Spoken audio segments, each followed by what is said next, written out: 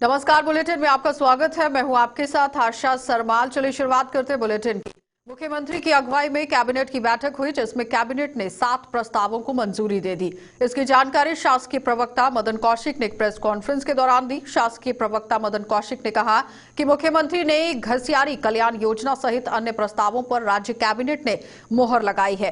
इनमें से सांस्कृतिक शिक्षा विभाग के 57 शिक्षकों को 155 शिक्षकों में समायोजित किया गया और इसके अलावा वन भूमि पर भी दी गई लीज के नवीनीकरण और नई लीज की मंजूरी दी गई। इसके साथ ही उत्तराखंड राज्य कृषि उपज और पशुधन विपणन प्रोत्साहन एवं सुविधा अधिनियम 2020 की धारा 87 में संशोधन के साथ साथ कोविड-19 के उपचार हेतु डेडिकेटेड 600 बेड के अस्पताल में 50 आईसीयू बेड शामिल करने पर कैबिनेट ने अपनी मोहर लगाई। परिषद के सम्मुख 7 विषयों पर विस्तृत चर्चा हुई और 7 महत्वपूर्ण इशू थे और उसमें एक नई योजना भी लागू हुई, घसियारी मुख्यमंत्री घसियारी योजना करके। इससे अलग वन विभाग से संबंधित, लीज रेंट से संबंधित विषय पर भी चर्चा आज की, जिसको किया। दूरसंचार अधिनियम सेवा नियमावली का प्रख्यापन किया गया। संस्कृत विभाग में जो बचे हुए अध्यापक थे, 155 में से जो सब्जेक्ट के अलग थे, उन सब पर ही मंजूरी दी गई। घसियारी कल्याण योजना मैंने पहले ही बता दिया है। इसके अलग उत्तराखंड राज्य कृषि उपज पशुधन विपणन के अधिनियम धारा 87 में संशोधन से संबंधित था, वो भी किया। और एक 600 बेड का हॉस्पिटल था, जो वहीं जो एग्जिस्टिंग हॉस्पिटल है उसमें लेने की बात थी, वो भी ली। जल जीवन मिशन में 2 पद 600 बेड जो एग्जिस्टिंग हॉस्पिटल हमारे हरिद्वार में, उन्हीं को लेना है, मतलब अलग से नहीं बनाना, जो उन्हीं में थोड़ी बहुत ही वो बेड करने हैं। और जल जीवन मिशन में 2 पदों की अनुमति दी गई, एक अपर परियोजना निदेशक और एक अधीक्षण अभियंता। यही आज विषय थे। विस्तृत रूप से, चूंकि विधानसभा का सत्र इस समय आहूत हो गया है, विस्तृत रूप से बताए जाने की मैं समझता हूं कि परंपरा नहीं है। बाकी ये सारे विषय है। और धन्यवाद। नैनीताल जिले को कृषि क्षेत्र में उत्कृष्ट कार्यों के लिए राष्ट्रीय पुरस्कार दिया गया। ये पुरस्कार देश भर के 15 जिलों को मिला है, जिनमें से उत्तराखंड के 3 जिले शामिल हैं। नैनीताल जिले के लिए ये बेहद गौरव का विषय है। पुरस्कार किसान सम्मान निधि योजना में किसानों की शिकायत का निवारण कम से कम समय में करने के लिए दिया गया। मुख्य कृषि अधिकारी धनपत सिंह के मुताबिक बहुत ही कम समय में जिले के किसानों का जो नाम है वो पोर्टल पर चढ़ाया गया और किसान सम्मान निधि योजना का लाभ दिया गया। मुख्य कृषि अधिकारी नैनीताल को यह पुरस्कार 24 फरवरी को दिल्ली में केंद्रीय कृषि मंत्री नरेंद्र सिंह तोमर द्वारा दिया गया।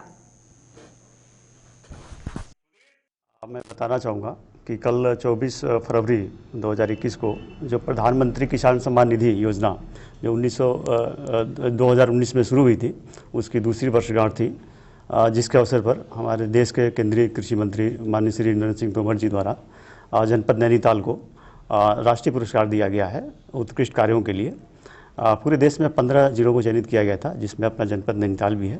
इसके लिए मैं सबसे पहले जिला प्रशासन को, अपने कलीग्स अधिकारीगणों का तथा इस जनपद के कृषक बंधुओं का तथा जनप्रतिनिधियों को मैं धन्यवाद देता हूं, क्योंकि ये सबका एक सम्मिलित प्रयास था और बड़े ही कम समय में हमने किसानों का नाम जो है पोर्टल पर चढ़ाया, उनको जो है इस किसान सम्मान निधि का लाभ दिया और जहां किसानों में संशोधन होने थे नामों में, उसको बड़े ही त्वरित तरीके से संशोधन किया।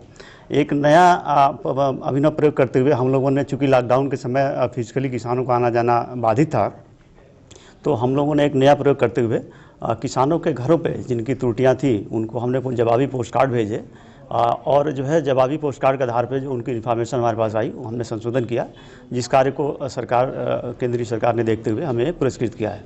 आगे किस तरह से कार्य किया जाएगा, जो उपलब्धियां मिलती हैं? हाँ, निश्चित रूप से भारत सरकार की जो विभिन्न योजनाएं हैं जो कि किसानों के हित में है, और हम चाहते हैं अथवा सरकार ये चाहती है कि किसानों को अधिक से अधिक जो है लाभ दिया जाए प्रत्येक तरीके से, चाहे ये सम्मान निधि के रूप में हो तथा योजनाओं की सब्सिडी के रूप में हो, ताकि उनका श्रम, समय तथा आर्थिक डोईवाला के लच्छीवाला में बने हुए टोल टैक्स केंद्र पर लोगों को कोई राहत नहीं मिल पा रही है और ना ही किसी की तरह कोई छूट यहां पर दी गई, जिससे स्थानीय लोगों में भारी रोष देखा गया। वहीं उत्तराखंड कांग्रेस के प्रदेश अध्यक्ष प्रीतम सिंह ने डोईवाला में सूबे की सरकार पर आरोप लगाते हुए कहा कि डोईवाला के लोगों पर टैक्स की मार पड़ रही है, जिसके चलते डोईवाला के विधायक और सूबे के मुख्यमंत्री त्रिवेंद्र सिंह रावत पूरी तरह से जिम्मेदार हैं, क्योंकि डोईवाला के विधायक होने के नाते डोईवाला की जनता को टोल टैक्स में राहत दिलाने के लिए पहल करनी चाहिए थी। इसका प्रयास सीएम त्रिवेंद्र सिंह रावत को करना चाहिए था, लेकिन अभी तक किसी तरह का कोई यहां पर प्रयास नहीं किया गया, राहत नहीं दी गई। डोईवाला में पत्रकारों से बातचीत करते हुए राज्य की सरकार से मांग की गई कि डोईवाला विधानसभा के लोगों को टोल टैक्स में पूरी तरह से राहत दी जाए। इम्पोज किया गया है और उसका सबसे ज्यादा कुप्रभाव जो है वो स्थानीय लोगों पर।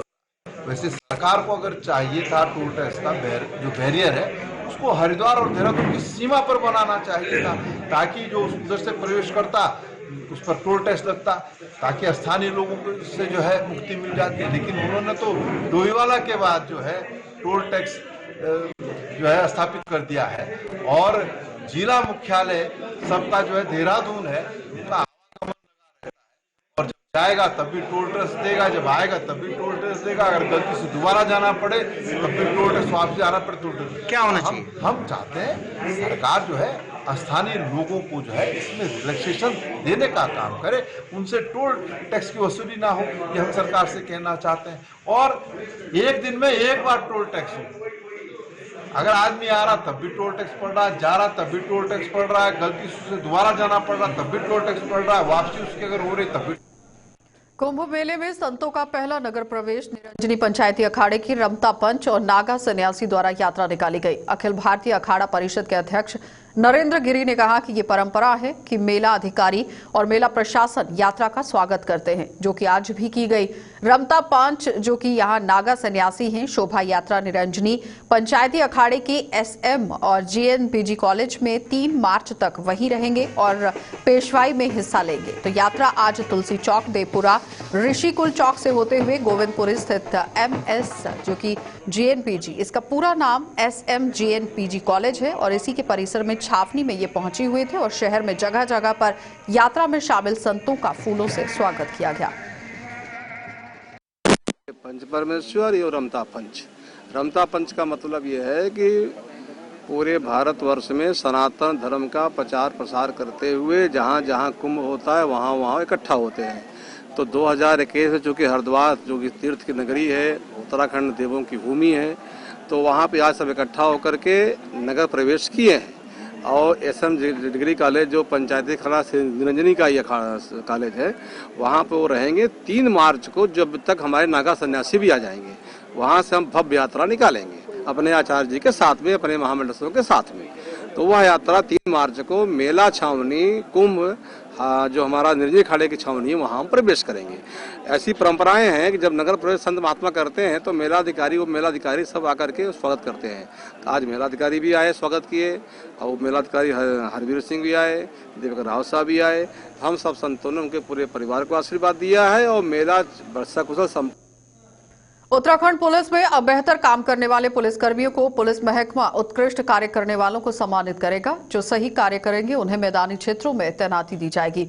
जो पुलिसकर्मी सही उत्कृष्ट कार्य नहीं कर पाएगा उन्हें दूरदर्शक जो इलाके हैं, यानी कि जो दूर के इलाके हैं, दूर के क्षेत्रों में उन्हें भेजा जाएगा। वहीं देहरादून में एसएसपी योगेंद्र सिंह रावत ने कहा कि विभाग ने ये सतत प्रक्रिया यहां पर शुरू की है। जो सही कार्य करते हैं उन्हें समय समय पर सम्मानित भी किया जाता है, क्योंकि इससे पुलिसकर्मियों का मनोबल बढ़ेगा।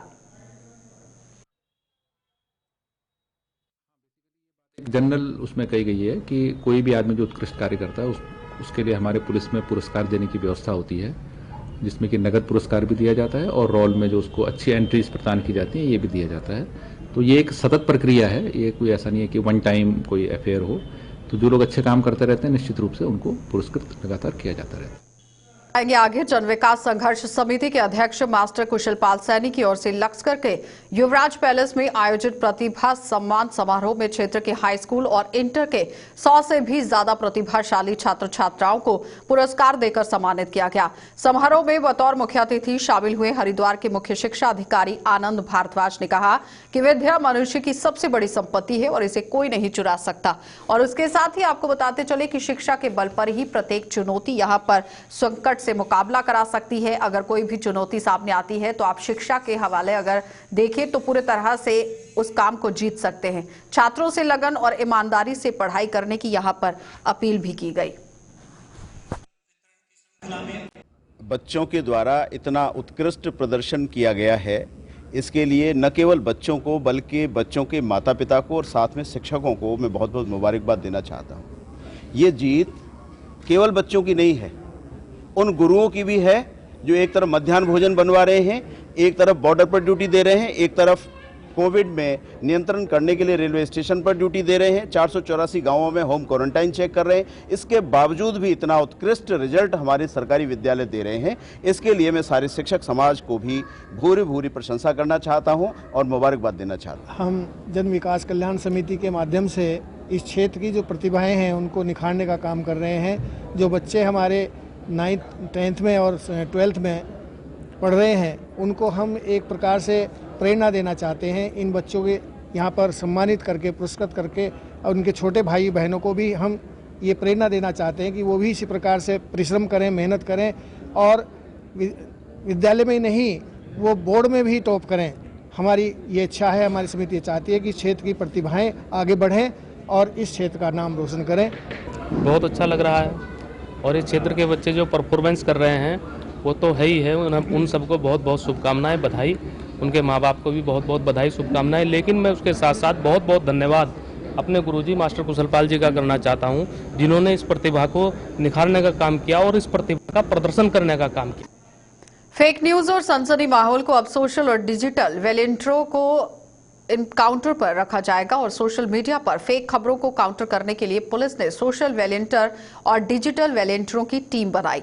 लश्कर क्षेत्र में 5 दर्जन सोशल और 1.5 दर्जन से भी ज्यादा डिजिटल वॉलंटियर बनाए गए हैं। और JK 24/7 न्यूज के संवाददाता जसवीर सिंह ने ग्राउंड जीरो पर जाकर कोतवाल प्रदीप चौहान और कई सोशल वॉलंटियरों से बातचीत की है। चलिए आपको दिखा देते हैं क्या कुछ बातचीत हुई है। फेक न्यूज आने से कहीं ना कहीं प्रशासन भी चिंतित है और समाज में भी गलत धारणाएं फैल रही है। ऐसे में पुलिस ने अब वॉलंटियर व्यवस्था बना दी है। आज मीटिंग भी ली गई है। कोतवाल प्रदीप चौहान ने बाकायदा क्षेत्र के 50 से अधिक वॉलंटियरों को बुलाया था, जिसमें अन्य लोगों ने भी जो जिम्मेदार लोगों को भाग लिया है और आज तय किया गया है कि जिस तरह की अफवाहें फैलाई जाती है उन पर किस तरह अंकुश लगाया जाएगा। हम मौजूद हैं मीटिंग में। आप एक बात भी कर लेते हैं, हमारे साथ में प्रदीप जुड़े। सर, जिस तरह से आज मीटिंग ली थी तो इसमें क्या क्या आपने निर्देश दिए और किस तरह का सहयोग रहा? इसमें जो डिजिटल वर्ल्ड की दुनिया में जो फेक न्यूज़ आती है जिसका सत्य से कहीं दूर दूर तक वास्ता नहीं होता है, वो काफ़ी फैल जाती है। और जो हमारे डिजिटल वॉरियर्स हैं इसमें हमारे साथ जुड़ के उसकी घटना की सत्यता को बताएंगे और लोगों के सामने रखेंगे, जिससे जो फेक न्यूज़ पे अंकुश लगे। तो आपने सुना, अंकुश लगाने के लिए कार्रवाई की गई है ताकि व्यवस्था ना फैले। और भी लोग यहाँ मौजूद हैं, सुल्तानपुर के जिम्मेदार हैं भाई, क्या कहेंगे आप? आज जो सहयोग मांगा था पुलिस ने, किस तरह का आप सहयोग देंगे? देखिए, आप और हम जानते हैं कि सोशल मीडिया का वर्तमान परिक्षेप में जो समाज के ऊपर है वो बहुत ज़्यादा हस्तक्षेप है और सोशल मीडिया से ही बहुत सारी अफवाहें भी आती हैं, गलत न्यूज़ भी आती हैं और वहीं सोशल मीडिया हमारी मदद भी करती है। तो जो हमारे माननीय कोतवाल साहब हैं, उन्होंने आज जितने भी जिम्मेदार लोग हैं क्षेत्र के और जो भी वॉलंटियर्स हैं उनको बुलाकर यही प्रस्ताव रखा कि अभी वर्तमान में महाकुंभ हरिद्वार में होने वाला है और उसको देखते हुए कि लोग ज़्यादा से ज़्यादा डिजिटल मीडिया पर फैलने वाली अफवाहों को उनको कम से कम करें, उन पर रोक लगाएं और सामंजस्य समाज और पुलिस के बीच में एक ऐसा बैठना चाहिए डिजिटल जो सोशल मीडिया है उसके माध्यम से कि क्षेत्र में शांति रहे। तो ये प्रधान सुल्तानपुर ने कहा। और यहाँ हमारे भी जो विशाल चौधरी हैं जो खास तौर पर एक पार्टी को बिलोंग करते हैं और साथ में इस पूरे क्षेत्र में कहीं ना कहीं उनके कार्यक्रम भी बने रहते हैं। विशाल जी, आज के सहयोग के बारे में, यानी खासतौर पर पुलिस चाहती है कि व्यवस्था न फैले और सच्चाई सामने आए, आपने किस तरह सहयोग देने की बात की है? वह सोशल मीडिया पे एक्टिव रहते हैं हम 24 घंटे, और कोई भी ऐसी अगर अफवाह फैलती है तो हम उसकी सच्चाई तक जाएंगे और उसका काउंटर करेंगे, क्योंकि कहीं ना कहीं हमारे सोशल मीडिया में फॉलोवर है, व्हाट्सअप स्टेटस है, इंस्टाग्राम है, यूट्यूब है, ट्विटर है, हम सब पर सब चलाते हैं। अगर हमें कोई फेक सूचना मिलती है और उससे हमारे क्षेत्र का माहौल खराब होता है तो हम उसका काउंटर करेंगे और सच्चाई लोगों को बताने का काम करेंगे। चलिए, तो आपने सुना इस पूरी मीटिंग में जो लोगों ने कहा है और साफ तौर पर एक वादा भी किया है कि जिस तरह से अफवाहें फैलती हैं उन्हें काउंटर करने के लिए अब सीधे सीधे समाज हथियार के रूप में इस्तेमाल किया, यानी कि समाज के लोग ही उन ऐसी बुरी चीज़ों को समाप्त करेंगे। यही कहने का मतलब है साफ तौर पर कि पुलिस द्वारा बनाए गए 50 से अधिक वॉलंटियर पूरे क्षेत्र को कहीं ना कहीं इस चीज़ का भरोसा दिलाएंगे कि गलत लोगों से दूर रहें और गलत अफवाहें ना फैलाएं, ताकि समाज में कोई गतिरोध ना पैदा हो सके। आने वाला वक्त बताएगा किस तरह से ये वॉलंटियर काम कर पाते हैं। जसवीर सिंह, J24 न्यूज़, लक्ष्य। को बताते चले कि लगातार यातायात नियमों को मद्देनजर रखते हुए आम जनता को जागरूक करने की कोशिश की जा रही है और काशीपुर मीडिया एवं काशीपुर पुलिस द्वारा संयुक्त रूप से एक जागरूकता रैली का आयोजन किया गया। रैली को अपर पुलिस अधीक्षक प्रमोद कुमार ने हरी झंडी दिखाकर रवाना किया। ये रैली एएसपी कार्यालय से प्रारंभ होकर शहर के विभिन्न क्षेत्रों से होते हुए श्री रामलीला ग्राउंड के सामने स्थित काशीपुर मीडिया सेंटर कार्यालय पहुंची, जहां रैली का विधिवत समापन किया गया।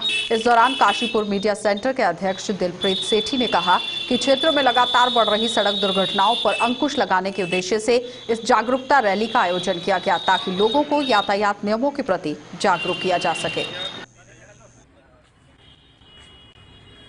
आज काशीपुर मीडिया सेंटर के समस्त पत्रकार बंधुओं का ये एक विचार हुआ कि हम लोग एक रैली निकालने के माध्यम से लोगों को संदेश देना चाहते हैं कि ये लोग जो यातायात नियमों का पालन नहीं करते, जैसे शराब पी के वाहन चलाते हैं, हेलमेट नहीं लगाते, आसपास पिछले कुछ दिनों से गत विगत पूर्व तकरीबन 7-8 मृत्यु, और वो भी सब जितनी मृत्यु हुई है सब जितने भी बच्चे थे वो सब 18 से 20-22 साल के बच्चे थे। बड़ा दुख हुआ और ये संदेश देना चाहते हैं कि ओवर स्पीडिंग बच्चे कर रहे हैं। और इससे भी ज़्यादा महत्वपूर्ण, पूर्व में हमारे माता पिता हमें जब बाइक या स्कूटर लेके निकलते थे घरों से तो वो हमें जरूर टोकते थे कि हल्के चलाना, सावधानी बरतना, लेकिन आज समय का अभाव इतना हो गया है कि हम लोग अपने अपने कारोबार में, अपने अपने कामों में व्यस्त हैं। कालाडूंगी तहसील के कोटाबाग ब्लॉक अंतर्गत नैनीताल डीएम धीरज गभरियाल के आदेश के अनुसार राजस्व ग्राम बेलपड़ाव के राशन कार्ड बनाने और राशन कार्डों में संशोधन करने के लिए शिविर लगाया गया। शिविर में न्याय पंचायत बेलपड़ाव, जिसमें 12 ग्राम सभाओं के राशन कार्डों में संशोधन और राशन कार्ड संबंधित समस्याओं का निपटारा मौके पर किया गया। शिविर में खाद्य पूर्ति अधिकारी कोटाबाग गिरीश जोशी, ग्राम पंचायत अधिकारी राम प्रकाश द्विवेदी उपस्थित रहे। नैनीताल डीएम के आदेश के अनुसार जिले में राशन कार्ड संबंधी शिकायतों को दूर करने के आदेश पहले ही दिए जा चुके हैं। के आदेश के अनुसार से राशन कार्ड में संशोधन, कोई यूनिट छूटी है, यूनिट छूटना, कोई राशन कार्ड ऑनलाइन नहीं हुआ है तो वो ऑनलाइन करने हेतु शिविर के आयोजन किए गए हैं। आज बेलपड़ाव न्याय पंचायत के 12 ग्राम सभाओं के राशन कार्डों का संशोधन और उसके हेतु 225 फार्म यहाँ जमा हुए हैं, जिसके तहत क्षेत्र के केवल एक ग्राम पंचायत विकास अधिकारी श्री द्विवेदी जी आए, अन्य विकास अधिकारी यहाँ आए उपस्थित नहीं हुए, जिस कारण यहाँ भीड़ लगी रही। और ग्राम प्रधान बेलपड़ाव और ग्राम प्रधान पत्ता पानी यहाँ उपस्थित थे और उसके अन्य और कोई लोग उपस्थित नहीं लगे, लेकिन काफ़ी भीड़, काफ़ी मात्रा में हमने ऑन द स्पॉट लगभग 75 राशन कार्डों का ऑनलाइन कर भी दिया। चलिए, बुलेटिन में फिलहाल इतना ही। देश और दुनिया की खबरों के लिए आप बने रहिए JK24/7 न्यूज के साथ।